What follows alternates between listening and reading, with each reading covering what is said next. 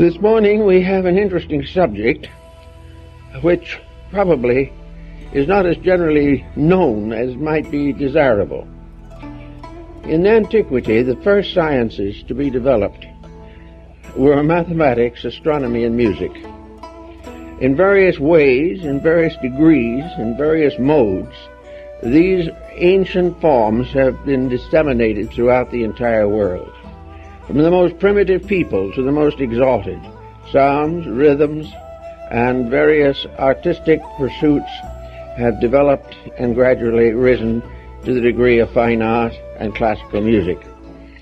Mathematics was the beginning of it all, and the mathematical symbols, as developed by the Pythagoreans, probably derived from India, was the science of organization.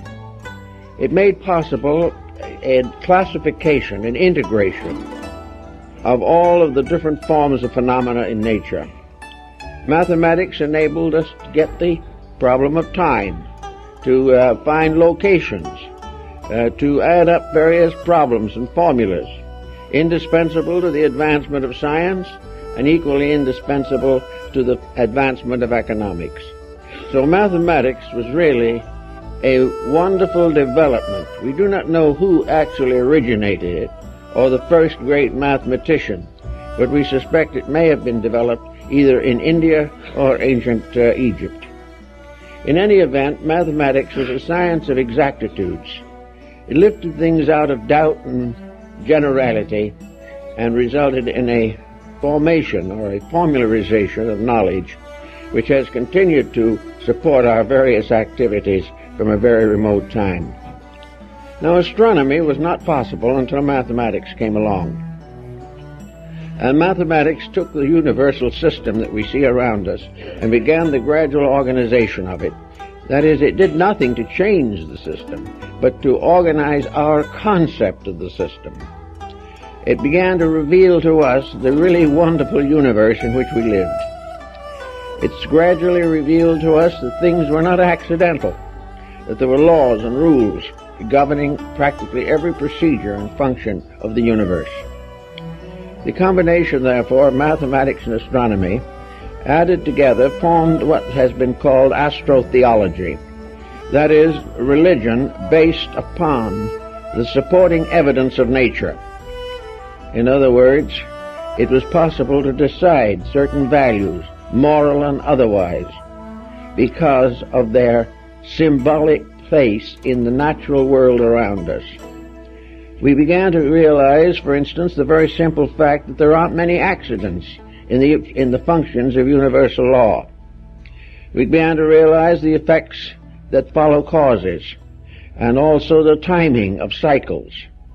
We began to develop the theory of protecting agriculture through knowing the seasons and all the different forms of planting and reaping came to our attention and were integrated into a pattern. It all added up to one simple fact. We were living in a wonderful universe ruled by something.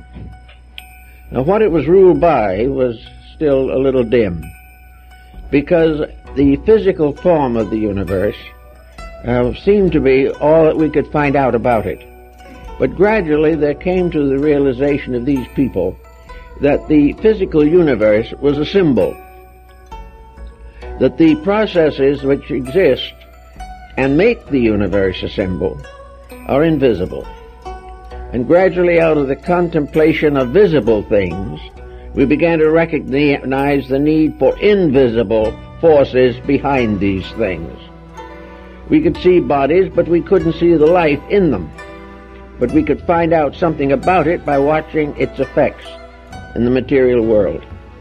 We could not control completely our integration of the vastness of the universe, but we were able to gradually create a series of laws by which we could obey the simple phenomena of life. And out of this research, this thoughtfulness of primitive people, we have the moral code. The moral code is based firmly upon universal laws, laws that men never quite understood fully, but the results of which came to their attention every day, until finally they were forced to accept the causes because there was no other way of explaining the effects. So little by little, knowledge increased. And then there came quite an interesting division in this problem. Namely, knowledge considered on the one hand as beneficial, and knowledge on the other hand as dangerous. It became obvious that knowledge brought with it power.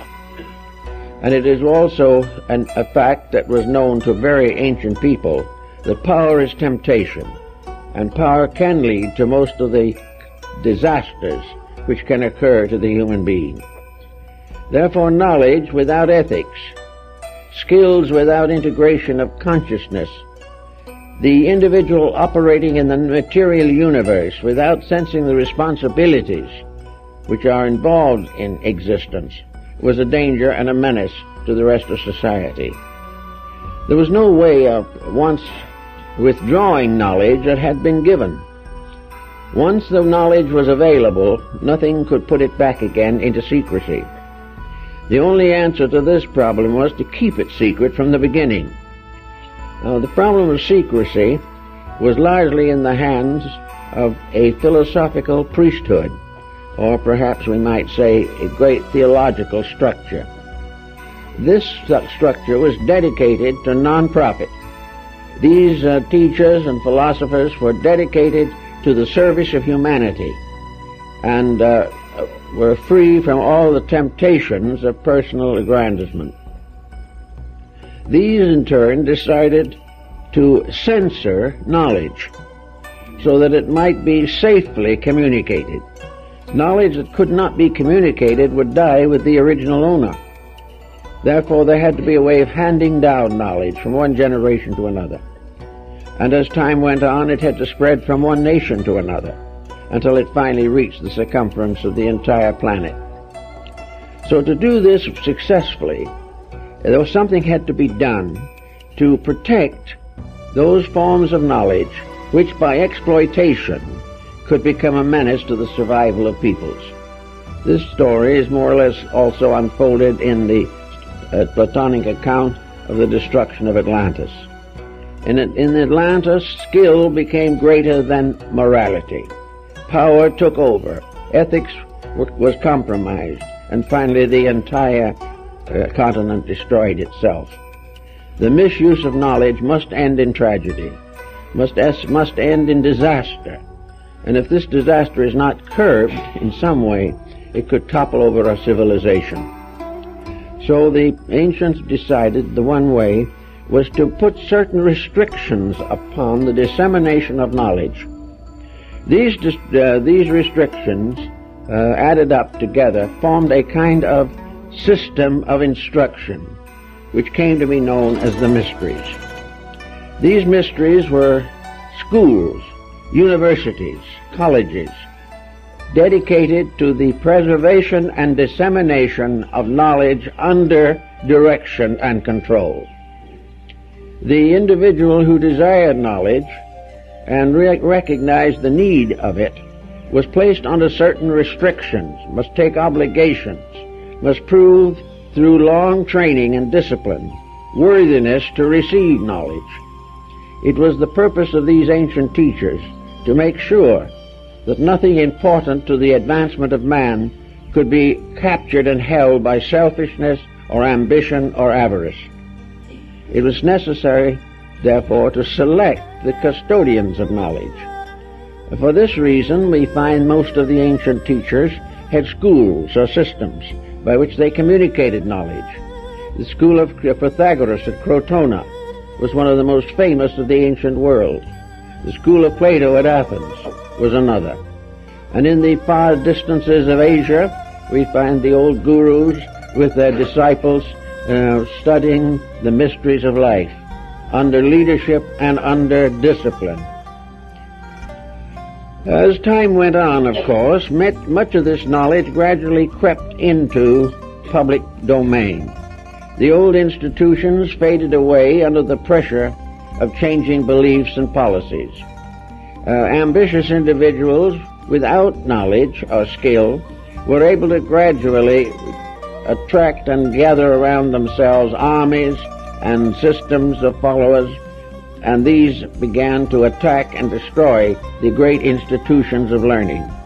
In other words, the great protection was the wisdom of the few, and in order that the many could control, this wisdom had to be curtailed or stamped out in some way. The mystery system fell under considerable pressure, but it never entirely ceased. And even today there are evidences of the perpetuation of this system of rulership and protection. So now we go back again to the problem that we started with, and that is mathematics and astronomy. Astronomy has passed through a great many different levels of insights and interpretations. Astronomy was originally the science of the anatomy and physiology and function of the solar system. It had to do with every process in which the natural laws of existence went into obvious operation within the consciousness of that part of life which man could comprehend. So the problem was to gradually discover some way of transforming a skeletal system to become the basis of a great theological mystery. The result was astro-theology, which was probably the first organization of man's religious beliefs. This organization was firmly established in mathematics and astronomy. And the graces which assisted under the heading of music and art have always been part of classical religions. All of these religious systems, therefore, became gradually integrated around astronomy, mathematics, and music. Those who wish to enter the school of Pythagoras must first pass an examination in these three sciences, for to the ancients music was also a science. Any of the other teachers who came along or were in other parts of the world put similar restraints upon the communication of knowledge. They had to test the individual as to whether he was truly worthy, on the grounds that the more he knew, the more he could pervert knowledge. If he was selfish, he could use it to destroy or offend or disintegrate the society to which he belonged. It also would provide him with the ambitions which might lead him to conquest, war, and many great disasters. So the ancients had these testings.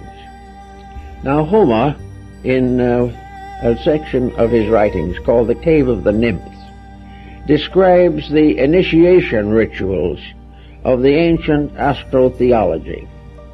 And we first point out and notice that the one great religious, astronomical, mathematical day was New Year's, the winter solstice. This was the beginning of the year for antiquity. At the beginning of the year, this solstice point was of the greatest and most basic importance. Well, I think we must also realize in studying this that practically every religion and esoteric system we have in the world today developed in the northern hemisphere.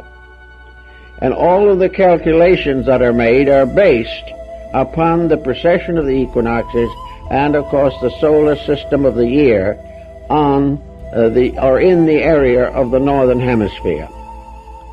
At that time, we find the Zodiac already fairly well known.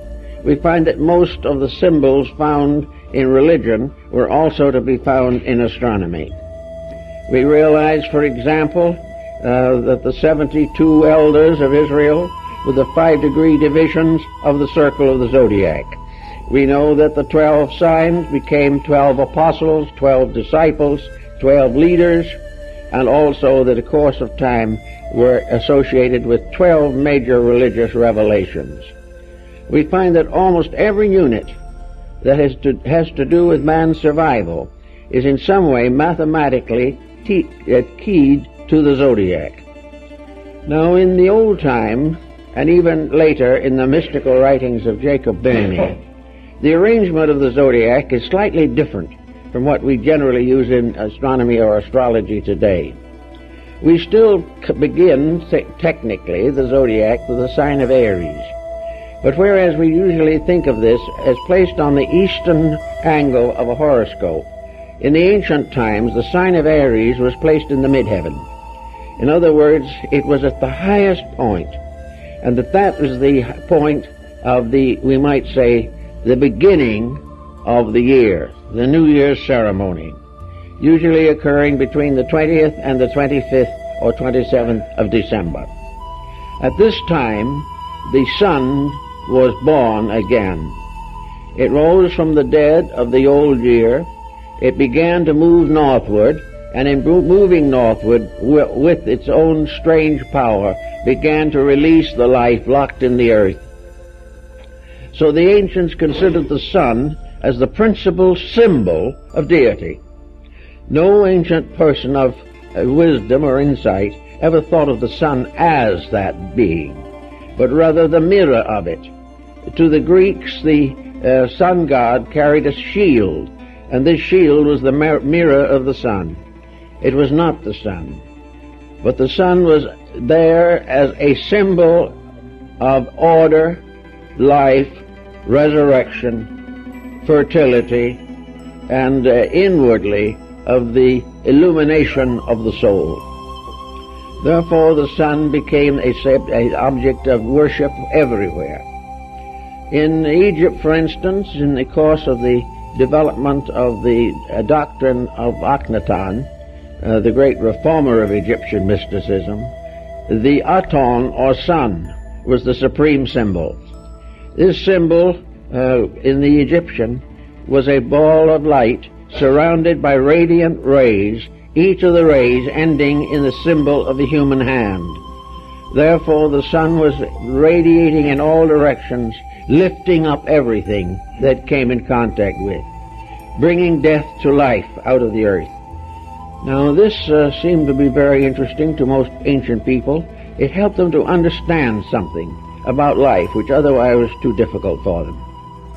The sun also, whether we realize it or not, became a symbol of deity in early Christianity. It was definitely associated with the nimbus, the halo, and the radiance around the heads of saints. It was the symbol of spiritual light manifesting through the physical light of nature. The sun as a spiritual power brought enlightenment to the inner life, releasing the individual from ignorance, superstition, and fear. In the outer world, the sun was the generator of life and the regenerator of everything that man depended on for survival. Without the light of the sun, he could not live. Also, therefore, that part of the world where the sun was above the horizon was the good part, the life part. Night was the dark part. Night was darkness, mystery, and death. Day was light, brightness, and wisdom. So that the life of the individual was gradually divided into these two hemispheres, the hemisphere of light and the hemisphere of darkness. Light became the symbol of growth and hope and wisdom. Darkness was a groping. Therefore, darkness became an appropriate symbol of ignorance. That which was ignorant lived in darkness. That which was wise lived in light. Now, how did the ancients understand ignorance? To the common people, ignorance was lack of formal education. To the priests of the mystery, ignorance was the lack of internal realization of good.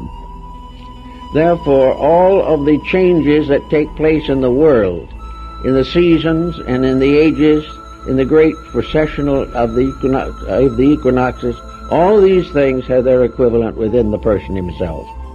He had his solstices and his equinoxes. He had all of the different planets of the system. He had all the different zones and spheres and degrees of the zodiac within his own constitution. And out of this came the great symbol of the grand man of the universe. This was very strongly emphasized in the Kabbalah and also in the early rites of the Rosicrucians and other mystical associations in Europe. So to find that the universe was the great man and that man was the little universe gave rise to the concept of the macrocosm and the microcosm, the large world and the small world. And these two were bound together by sympathies which could not be broken. These combinations went on forever, and every creature in its own way of life, in its own little cycles, long or short, had to go through the cycle of the great year in the universe around them. Now, as Homer points out in the Cave of the Nymphs, with Aries at the top point in this cycle, then the vernal equinox at that time was said to occur in Cancer, which was the next important point. Then the summer solstice took place in Libra, and the autumnal equinox in Capricorn. Now this made the universe into a kind of temple, and it resulted in what are now known as circumambulations. In nearly all religions, including Christianity, there are certain rites of walking around an altar, or in the area around a building, or on a kind of balcony around a sacred center. And the place of circumambulation is still retained in practically all European cathedrals. But this circumambulation was really the story of the sun walking around the zodiac, going from one degree to another and bringing in each case certain basic and fundamental changes. Now, in this particular phase of the matter, we find the solar mystery very much adapted to other forms of thought. In every case, practically, the supreme deity was a light deity, a deity of life, light, beauty, and truth. The opposite of this were the so-called evil spirits that lived in darkness. In India, the light spirits are called suras, and the dark spirits are called asuras. And light and darkness were always locked in a conflict as to which should dominate, whether light or darkness would control or rule the conduct of the individual. And of course, this conflict went right into the individual himself, the light and dark parts of his own nature. The light parts were his hopes and aspirations, the dark parts were his selfishness, his aggressions, and all the negative attitudes which he permitted to flourish within himself. It was assumed that every evil thing was dark, the reason being that in darkness the evil has to represent ignorance. Nothing that is wise is dark. This has nothing to do with the appearance or physical structure of the individual, but has to do with the inner construction of his life. Wherever light rules that person, he is light. Where darkness is allowed to go uncorrected and no effort is made to improve oneself, then the darkness is there. And darkness is selfishness, it is self-centeredness, it is corruption, and it is all of the evils which have afflicted man since the beginning of his existence. So the light and dark situation now portends. And we know that every year at the winter solstice, the sun god is born. In the temples that were built in Greece, Egypt, India, China, and many other places, the symbolism of the solar system was built into the architecture, so that it was there in every case. The Temple of Solomon, the mysterious temples of India and China were all, like the Cathedral of Christianity, solar symbols. And in these solar symbols, as in the Greek mysteries, the human being himself now plays the role of the sun. In other words, the year of the sun becomes the symbol of the life of the individual. The individual, so to say, psychologically at least, is born at the winter solstice. He comes into his growth or embodiment at the vernal equinox. He attains the maximum at the parting of the ways at Libra, and he goes on into age until he reaches Capricorn. And these are 9 spokes of a wheel. And the so-called broken wheel in religious symbolism is the wheel with 9 spokes and 3 broken ones. In man, the generational structure is that the prenatal epoch consists of 9 solar months. Therefore, man is born of the broken wheel. Furthermore, of course, the ancients said that man, coming to true birth, must pass through 9 months in the womb of his mother and 3 months in the womb of the temple. In other words, the year was completed by 3 initiatory degrees by which the individual came into his own maturity. The individual was born with 3/4 of the circle. The other quarter of the circle had to be earned.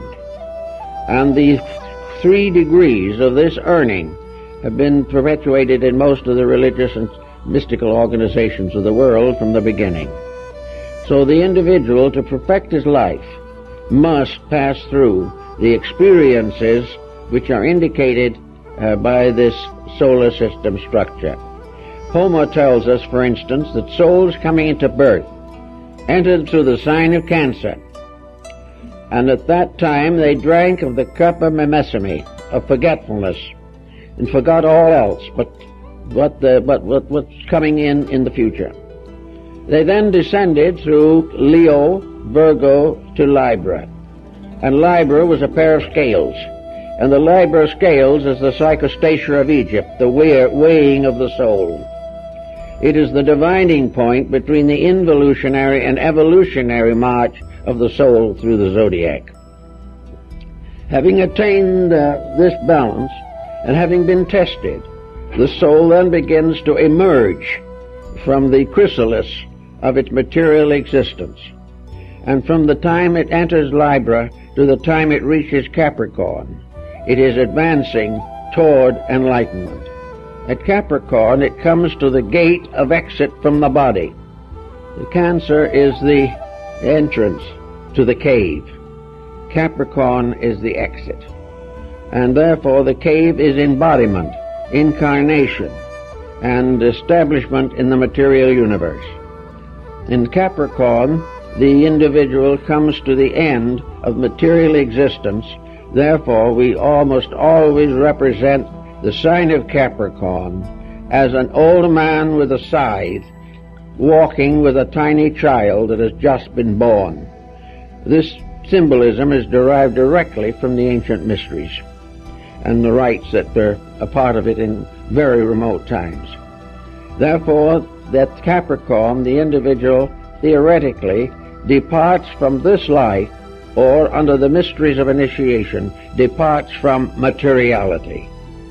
The signs from Cancer around to Capricorn represent materiality.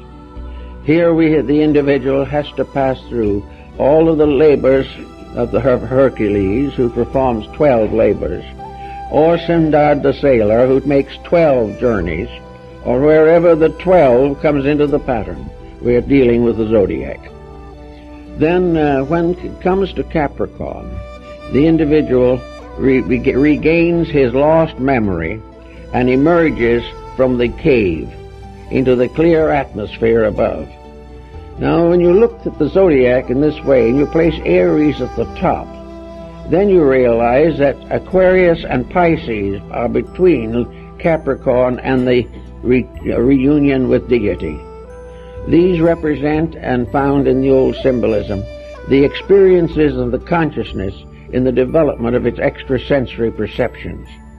Aquarius becomes the symbol of the great innovation of true knowledge, the great dedication. And in astrology, it is the house of the friendship. In the mysteries, it was the symbol of universal citizenship, in which the individual now becomes a part of the universal mystery. And Pisces is the symbol of illumination, or the esoteric fulfillment of the journey. And thus it goes completely around the wheel. The first 2 signs, after Aries, Taurus and Gemini, are not involved in embodiment, but they are involved in the superphysical aspect of the universe. Because the 5 signs, Aquarius, Pisces, Aries, Taurus, Gemini, belong to the invisible world of causes, from which the soul descends into embodiment. And from the time it enters embodiment to the time when it casts off the body, it remains obscured. It remains concealed from its own identity.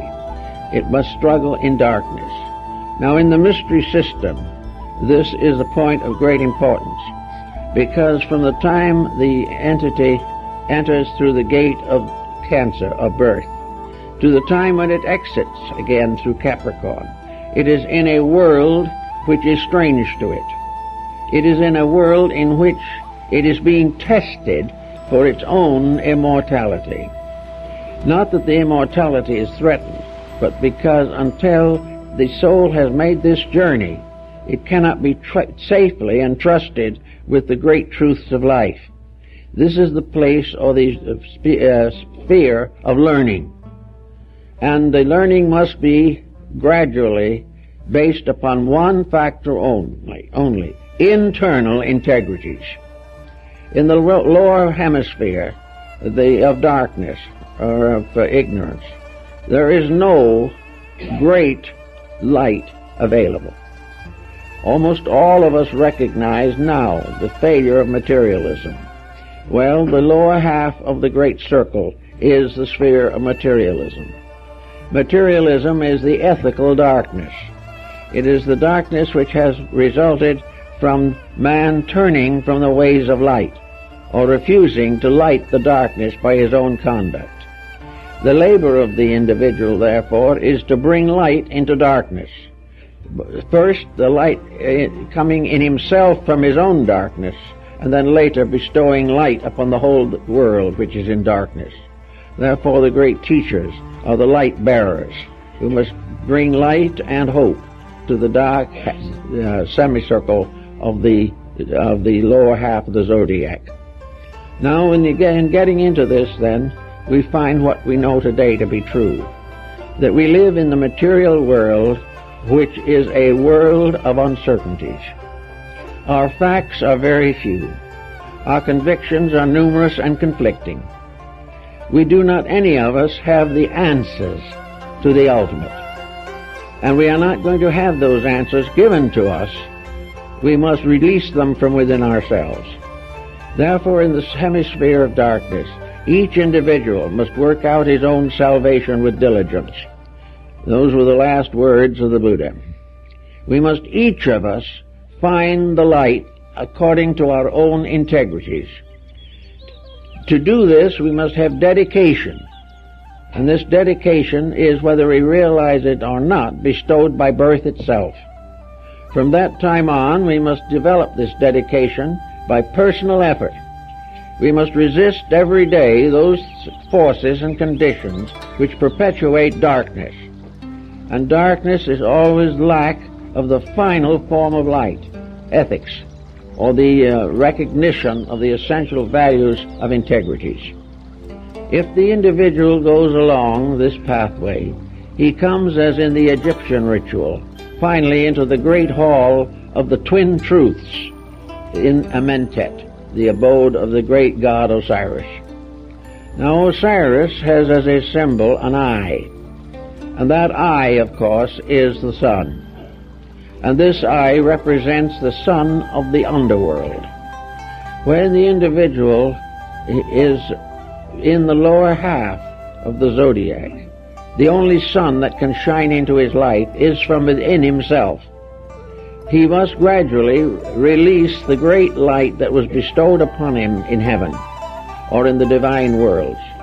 In the meantime, if he comes into the hall of Amentet, he stands before Osiris, who wears the plumes of the north and south, that is, the plumes of the spiritual and material halves of the zodiac. The crown of Osiris is inclined exactly to the degree of the solar axis at the present time. In other words, the ancients knew the inclination of the axis. This deity, then, becomes the judge of the quick and the dead. And this deity is the sun in its karmic aspect. The soul of the deceased person is represented by a symbol. And this soul goes into the presence of Osiris to be judged. to be weighed in the balance. And we have here a very interesting series of symbolical rituals, which can be mentioned briefly. First of all, the court of Osiris in the underworld is the place for the assessors or the judges, and this was the origin of the present jury system, where the individual is judged either victorious or defeated by a jury of his peers. In addition to the juries, which sit at the upper end of the great papyrus symbols on the scrolls of the Book of the Dead, there comes forward the defender, the public defender. In this case, the public defender is the one and only son of Osiris, born posthumously after his father's death, therefore called the son of the widow. And this deity, Horus, with the eyes of the solar hawk, stands before his father and asks leniency for the soul under judgment. And as the trial proceeds, this leniency becomes, in a sense, the fact that Osiris' son is going to carry the guilt of the person if he cannot survive the test by his own strength. Then the weighing of the soul takes place, and on one end of the balance is the feather of the law, Mayat, and on the other end is a little vase containing the heart of the dead person. And the dead person's heart cries out in the ritual, "Let me not perish with the body that dies in a day." Therefore the soul asks for consideration and forgiveness. The prosecuting attorney is in the form of Typhon, the mysterious water beast of the Egyptians, a creature combining in symbolism the attributes of a hippopotamus and an alligator. This is the one that is to receive the soul if it is not able to go on to the better life. And of course, to the Egyptians, the meaning was very obvious. This creature that swallows up the imperfect soul is re-embodiment. If it doesn't pass, it must come back. In the meantime, the balance is made, and Horus, the son, pleads with his father, interceding for the soul of the person who is passed on. And then because Horus is the only begotten son of his father is lenient to the world through his son and forgives the soul and permits it to go in peace. It's a very interesting ritual, and has been found in one form or another throughout the whole world. Now, as the scene continues, we know that Libra is the sign of the balance. We know that it is the place where the path breaks between going forward and failing to go forward. In every case, there comes the time when the journey downward into sorrow and fear comes to an end because the soul has achieved a victory over its own weaknesses. It is then weighed in the balance. And if the balance balances, it then goes on into the upper cycles. And this is the reason for the sign of Libra, the scales, being exactly opposite the sign of Aries, which is the symbol of the great winter power. This symbolism then goes on, and we find that the human being is the solar symbol.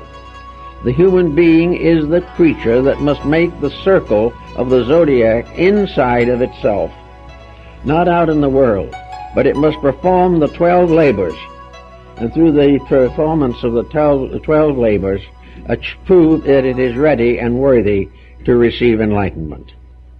So we followed then the time when the sun moves northward. The sun moves northward beginning at the winter solstice. And here it is, for the first time, starting out on a new journey. Now, the Egyptians and the Greeks and the Hindus all knew that the sun wasn't actually born at the winter solstice. It was, in a sense, reborn annually. It had to come back each year to the beginning of a new cycle of existence and experience. Therefore, an embodiment was a new cycle, but not a true beginning from antiquity. So from the beginning, the soul moves gradually northward to produce at the vernal equinox the mystery of spring. And the mystery of spring was also very heavily believed by practically all peoples of antiquity. It was the symbol of the coming of the new fertility. That which was conceived in Aries is born into material life in Cancer. And of course the sign of Cancer is always the vernal equinox, and this occurs whenever the time is necessary and right. This is when the soul enters into embodiment. Now the vernal equinox follows, now this is with Aries in the midheaven, not with Aries on the eastern horizon.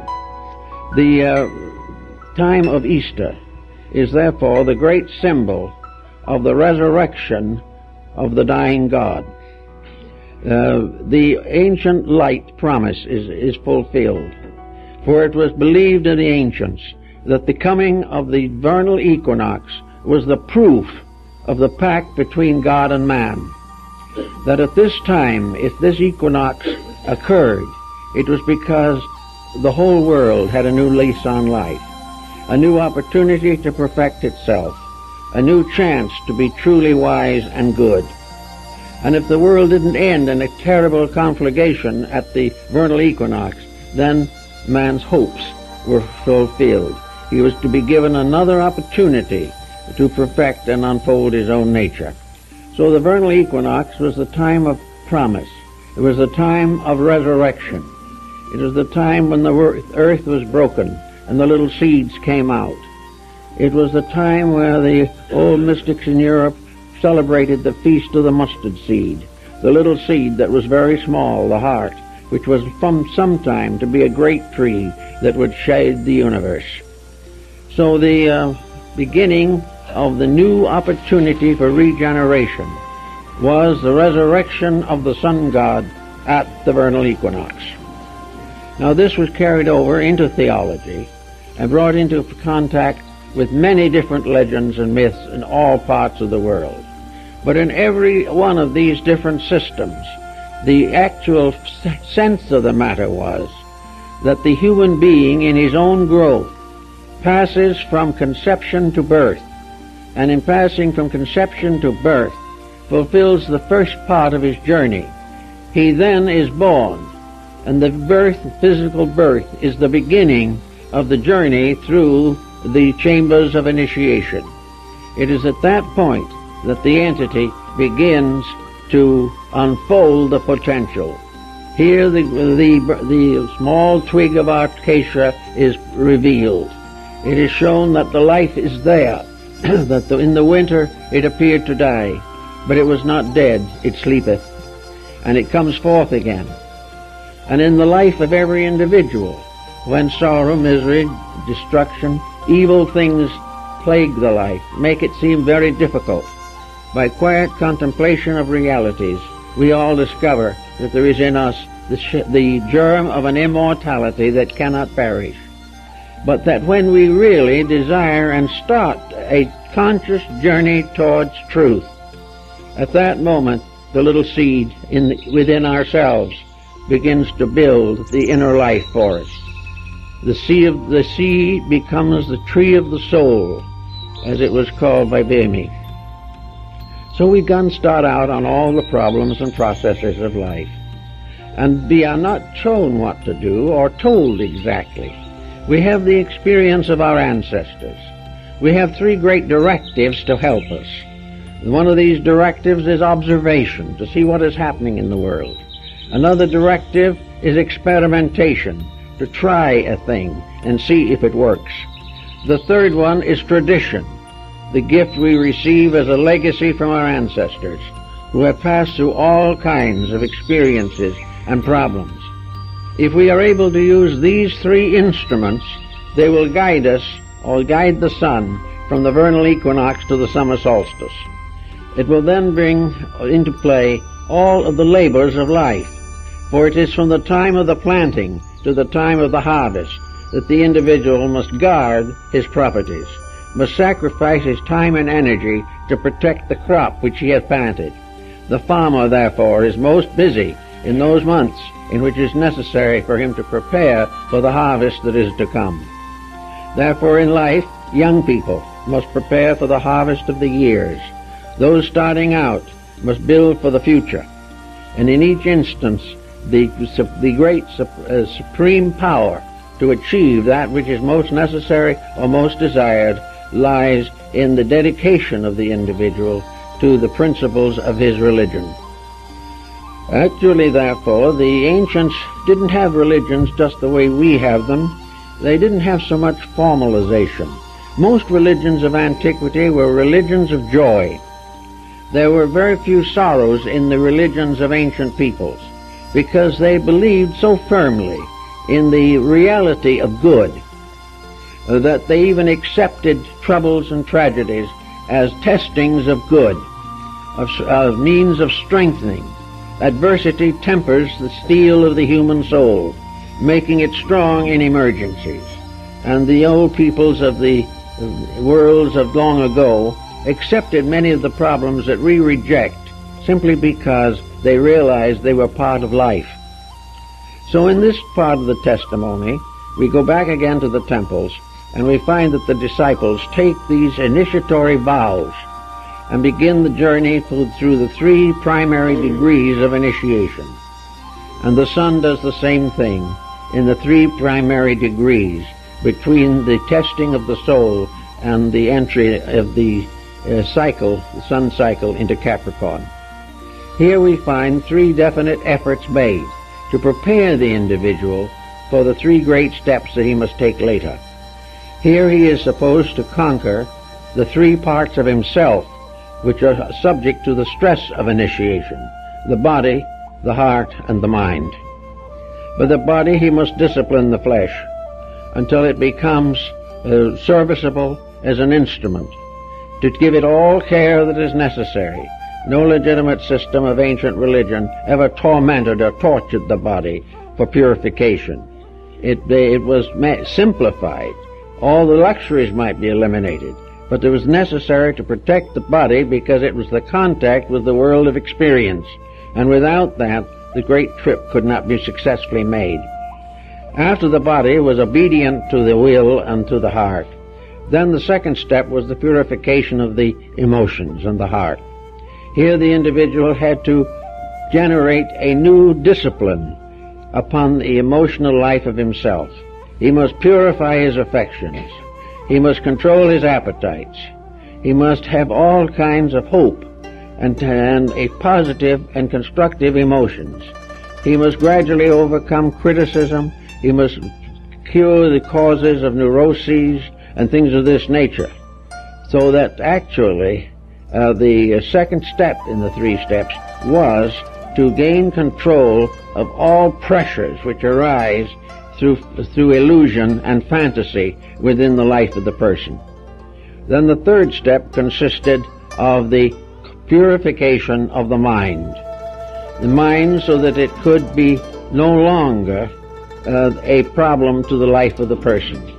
The purification of thought included, of course, complete overcoming of selfishness, self-interest, pride, all of the arrogances, and all of the worldly values which many people cling to so tenaciously.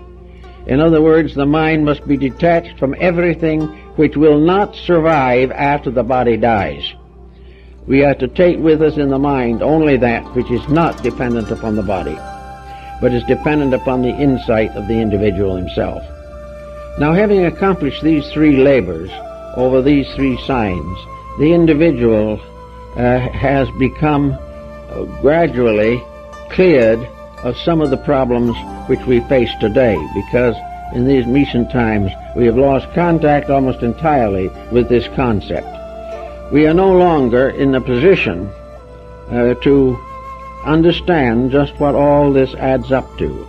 But one thing we do know is that gradually so-called progress has destroyed the integrity of millions and millions of people. We are no longer able or willing to use the body and the physical embodiment for the improvement of nature, for the strengthening of character, for the extensions of knowledge, and through the birth and rebirth within ourselves of those elements and factors and parts which are necessary to our perfection. We have therefore gradually changed our Father's house into a place of merchandise. We have taken it and we have disfigured the entire purpose of evolution. We have failed to recognize the real reason for the gift of the sacred year. For a year is a period set aside for the growth of beings. It has something to do every year in repeating and repeating the evidence of what is necessary. The year becomes the great teacher of each person if that person will be observant of what happens during the months of that year. He will also gradually come to recognize that the loss of the memory of the past at Cancer, when he enters the gates of oblivion, this loss is restored to him at Capricorn. And as he brings his life into perfect order, the whole pattern of his life will be revealed again. He will remember, whereas previously he forgot. Previously he forgot his divinity and remembered only the humanity that was being born in him. At Capricorn, he is no longer locked into the memory of material things, but restores his memory of the divine world from which he came. So the year is a very great symbol of things, a symbol that we all could do something about. If, however, we imagine for a moment that this whole pattern, this astro-theology, does have a meaning that is more profound than we realize, we know that it was protected in one way or another, so that the human being who was not prepared to receive it would not be likely to gain a knowledge which would damage him. But now everything has more or less changed. The old systems have gone away. There are still traces of them, and some very good older systems still function. But for the most part, people today have no consideration for the consequences of action, and they have no realization of indebtedness to the universe, a debt which must be paid by conduct. While this condition remains as it is, we have some of the great tragedies of life. At some time in the remote past, for example, science, which was in the hands of a very exclusive group, not exclusive in the sense of snobbish, but exclusive in the sense of knowing, informed, and morally incorruptible. This knowledge was placed in the keeping of persons who had already forsworn all personal advantage, who had already forsworn any action for profit that was contrary to principle, and had accepted the obligation that everything that man discovers must be brought to the altar of God. Now, as a result of this type of disagreement and discourtesy at the moment, we can take a look at science. Here we have probably one of the most valuable instruments the world has ever been given. An instrument founded in the great triad of mathematics, astronomy, and music. Science which has developed itself in many, many ways and has given us a great number of very pleasant privileges and has made life easier for millions of people. And in this respect has gained our confidence. But we begin to notice something. We notice that the scientist has not taken the obligations that were given in the ancient mysteries. He has not forsworn fame. He has not declared that he will invent only that which will serve good. He does not permit his secrets to be carried out if he is properly informed, if they will bring damage or injury to any other living thing. So what is happening? We have a scientific world which has given us much to be grateful for, but might sometime give us that which will extinguish all the good that science has ever given. This is the type of thing that was a great concern to the ancients, that they will prevent the abuse of the greater knowledge that gradually comes to the human being. This greater knowledge was therefore protected by the rites of initiation, the basic rites of 3 degrees, by means of which it was possible for the person, representing again the embodiment of the sun, to become morally responsible. So in the first degree of the ancient rites were given the first primary purifications. Purification in the mystery system was only symbolized by baptism, because the real purification was not given by water. It was given by the divine power of deity itself. But in this first step, the mind, the heart, and the body were cleansed of selfishness and self-interest. The individual became as a little child, seeking truth, realizing that the things around him which he has assumed to be truth are not necessarily true. Many things that we believe are not so. Many things that we disbelieve will ultimately be proven to be true. And in this mystery of uncertainties, it is very much to our advantage to place certain disciplines upon our own attitudes. We may not know yet why we should do it, or how we should make these applications, but that something has to happen inside the individual before it is safe to bestow upon him the wisdom of his race is more or less obvious. There is a great body of wisdom, and there is a great race of people who have found it, built it, created systems for the perpetuation of it, but have never applied it to their own lives. They have never done those things in themselves which can make them safe custodians of the future.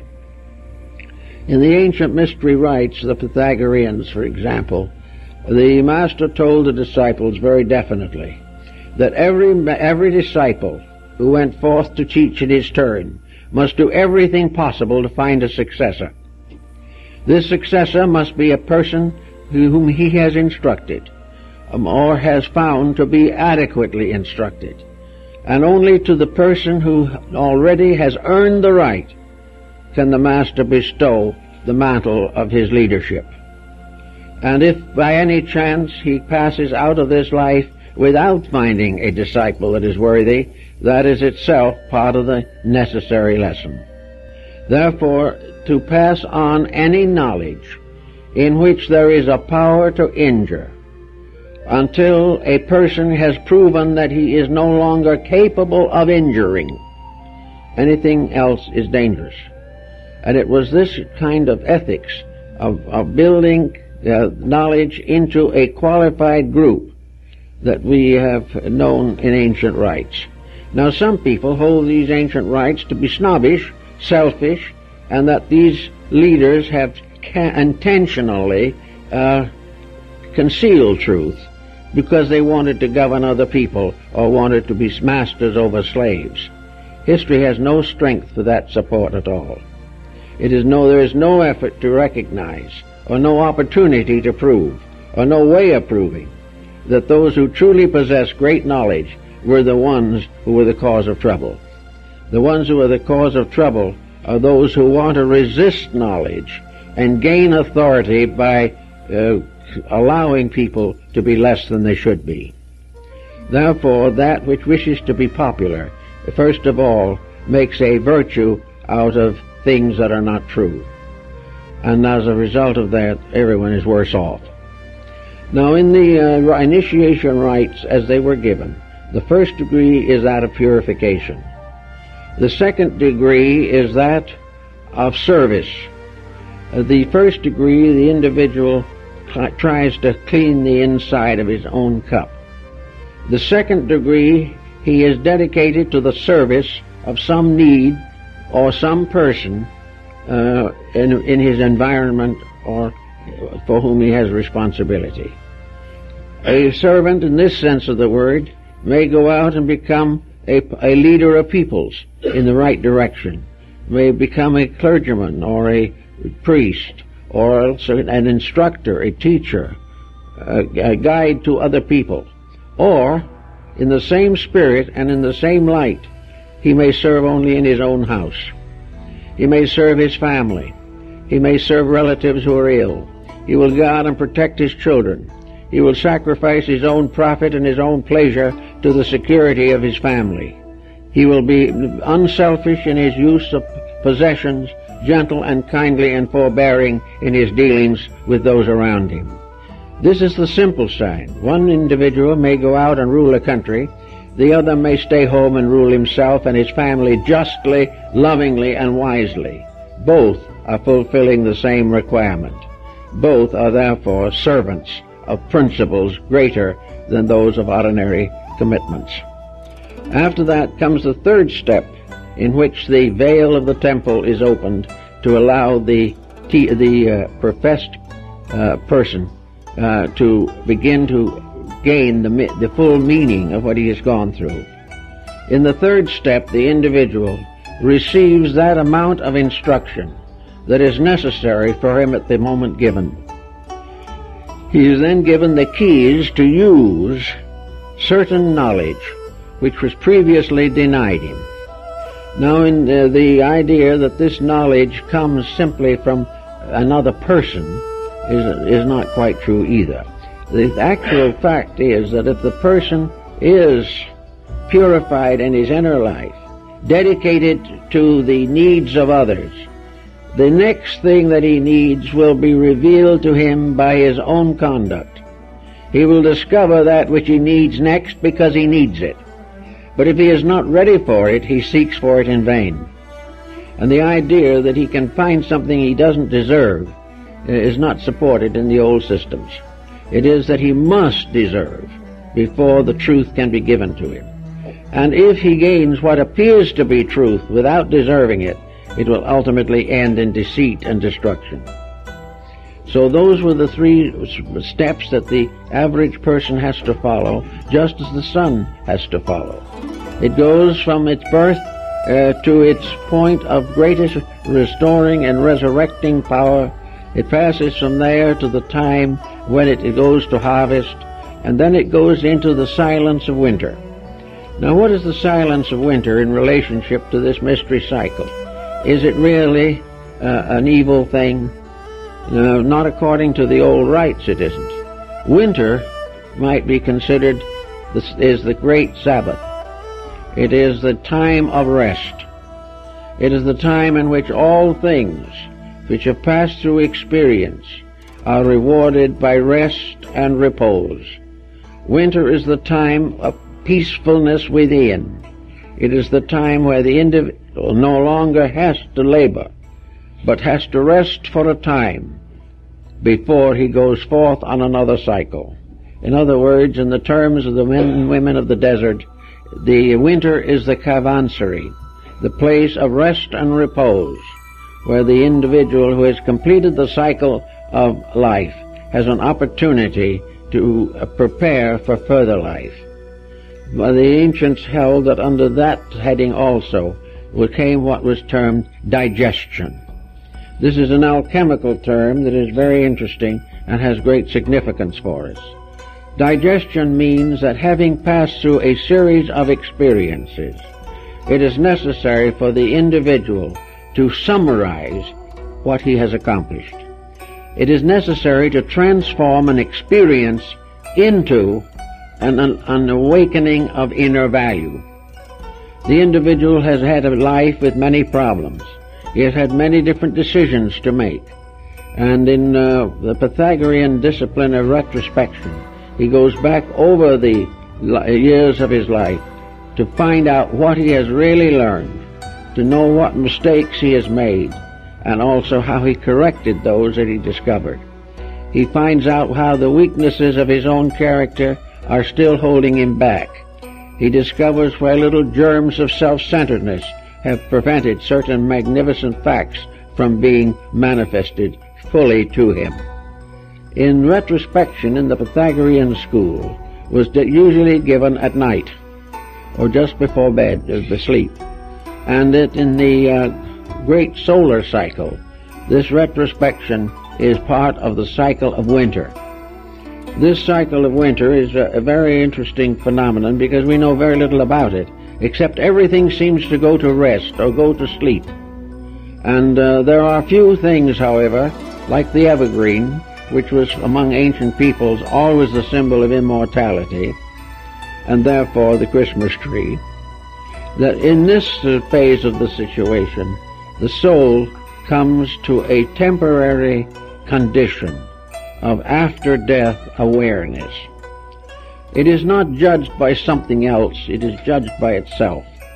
There is a recapitulation, as is also referred to in some cases where it is said the person's in desperate condition in this world, in drowning or something of this nature, see their whole life go before them again in reverse order.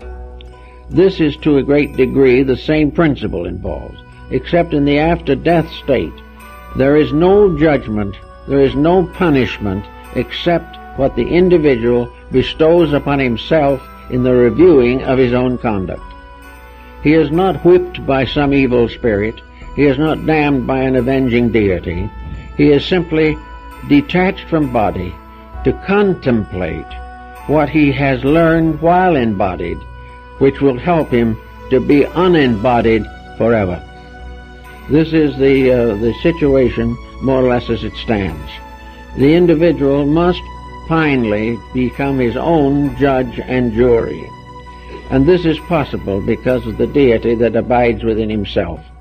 He is judged by himself, but he is judged no longer with the modifications of his personal interests and desires. He is not judged because he wants to do this or wants to do that, and he cannot say, I'm sorry, but that was the way it was then. He has to face the exact fulfillment of his previous life. He has to realize what he did was right and what was not right. And for those who have had a very miserable existence with very little discipline, the experience will probably be a little humbling, but never evil, never corrupt, never a terrible pain, but rather a deep realization of failure. But always in the realization of failure, the promise of ultimate fulfillment. So that in the dark part of the winter, we find the loneliness of that which is the human state. Every human being is in a sense alone and will always be lonely until it can be restored to the eternity which is its proper nature. So that in the winter the individual becomes a little bit aware of the necessity of fulfilling his own winter. And lots of elderly people look back upon a very constructive and useful life. They're pretty well satisfied that they've done it as good as they could do it. And when they're unbodied, then they will also have a clearer vision of what it all meant. Very often the individual can only say, well, I did sacrifice myself because I felt it was necessary. But this isn't the real message. The real message is found only when the inner life itself, freed from body, estimates the values and merits of its own accomplishments. And very often these accomplishments are better than we think. And very often these accomplishments cause the simple person to be given precedence by his own conduct over those who seem to be much more advanced than himself. After this experience of winter comes again the problem of a new spring of life.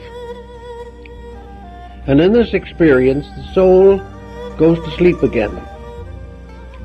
After going through this particular experience, the soul begins to fade.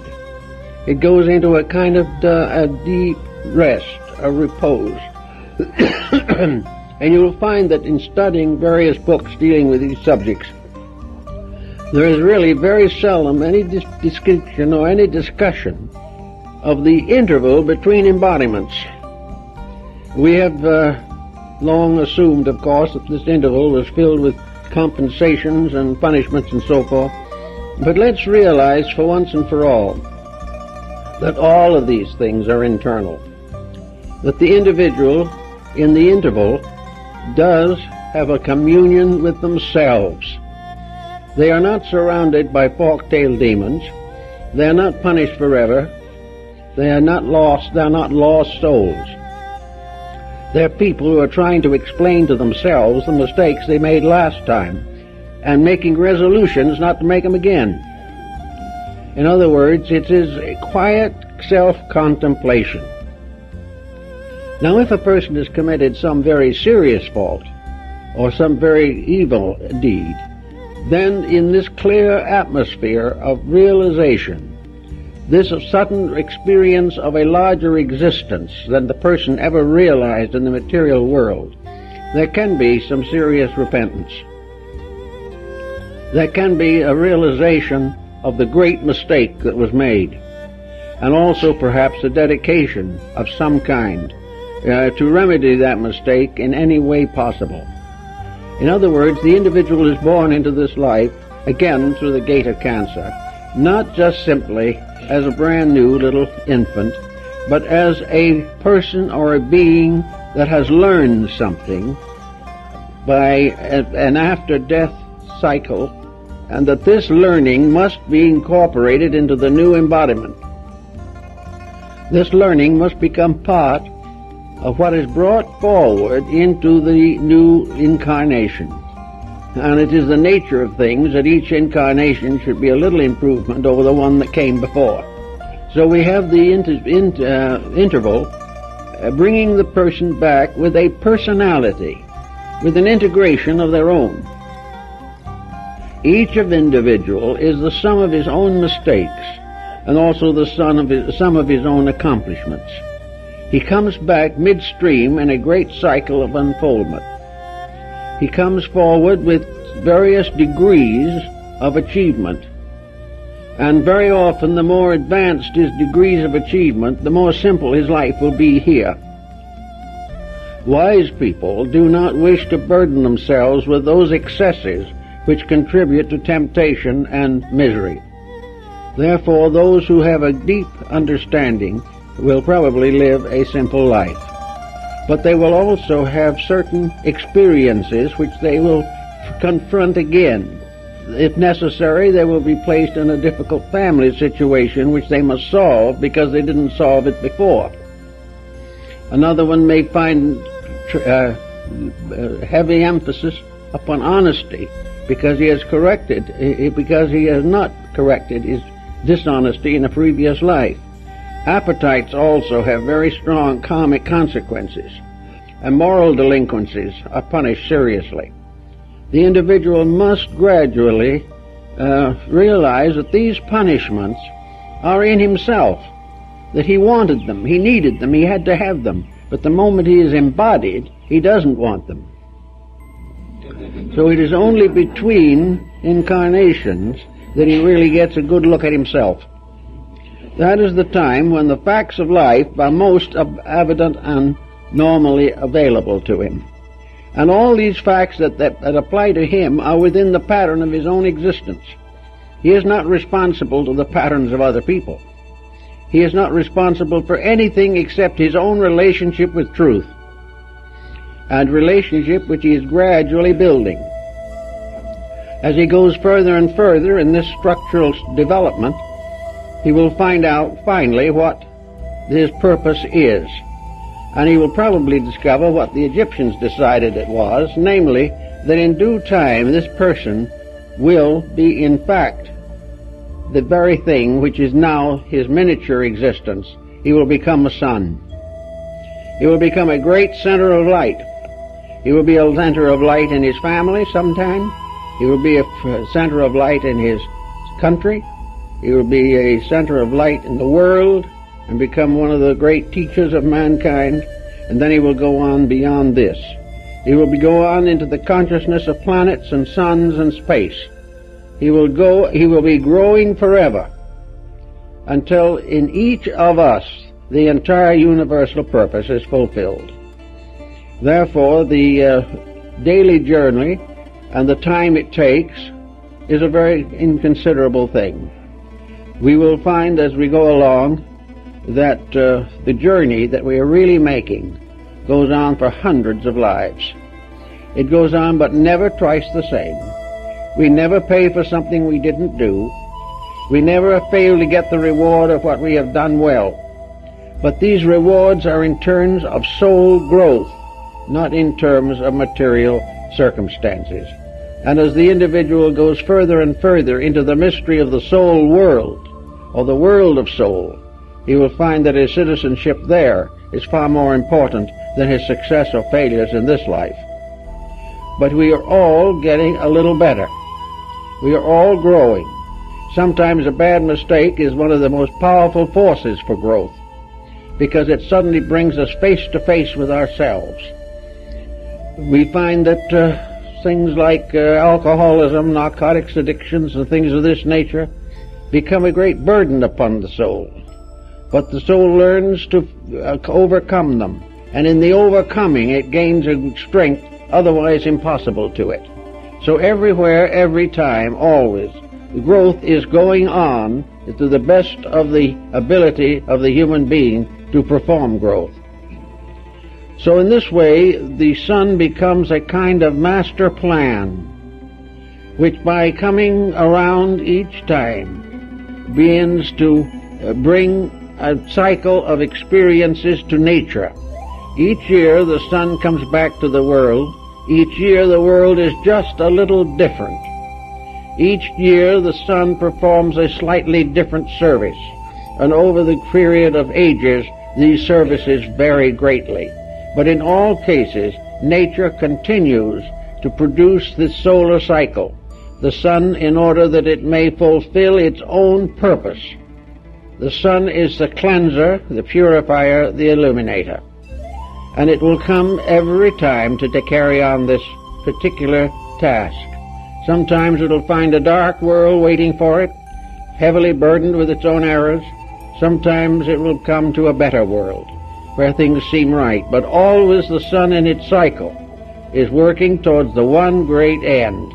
And that great end, of course, is the final illumination of all that exists.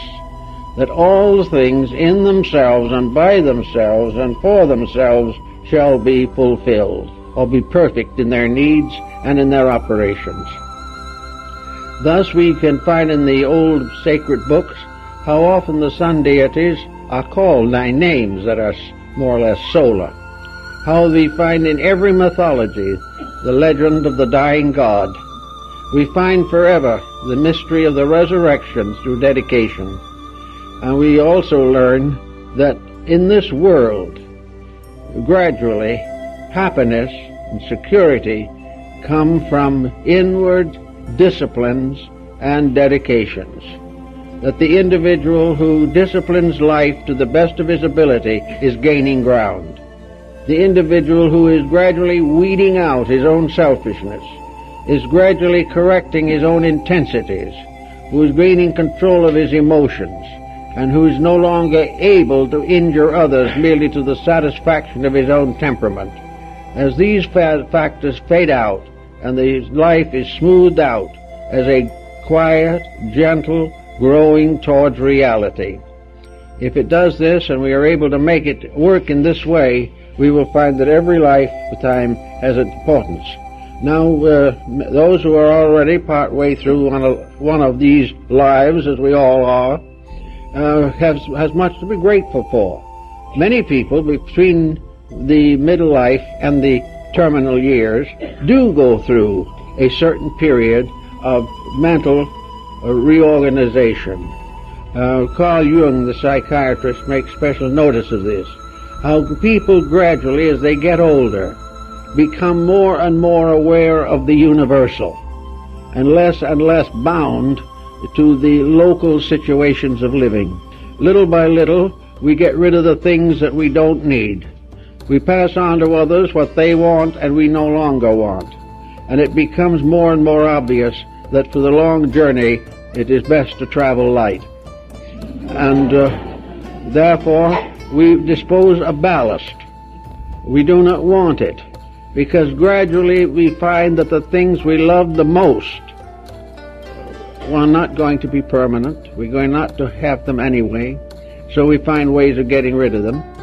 But while that is true, that inside of ourselves, which is permanent growth, becomes more obvious every day. Permanent growth makes us happier, richer, and better equipped for the great cycles of life that lie before us. And actually, every time we come into the world, the sun moves northward and brings to us opportunities for growth. But most of all, the light, which is the internal and invisible sun, is bringing to ripeness and to fulfillment the harvest of precious powers and values locked within ourselves. As the sun produces the symbol of the sprouting of the seed, so the light within ourselves produces the ripening of all the inner values of consciousness. And the sun which brings the harvest to the earth, it brings as a light to the mind and hearts of human beings, so that they may too have the harvest of their years and have a great and wonderful future. It all works out, and I think the vision of it, as it was sensed and held and believed by the ancients, is kind of worthwhile to give a little thought to at this season of the year.